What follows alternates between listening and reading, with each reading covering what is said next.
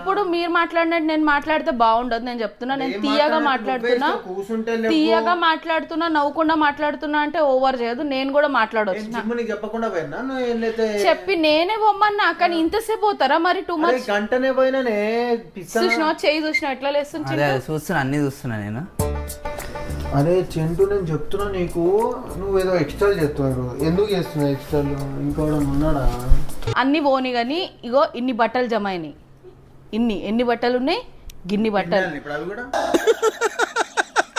నువ్వు కావాలని పని తప్పించుకొని బయటకు వెళ్ళినావు.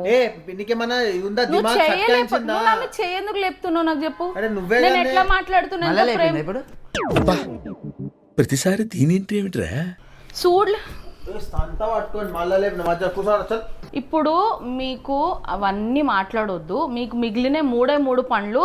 ఒకటి ఫ్యాన్లు క్లీన్ చేయాలి, ఈ జూమర్లు క్లీన్ చేయాలి, సక్కదానం ఇంటి నిండా లైట్లు పెట్టుకున్నావు కదా.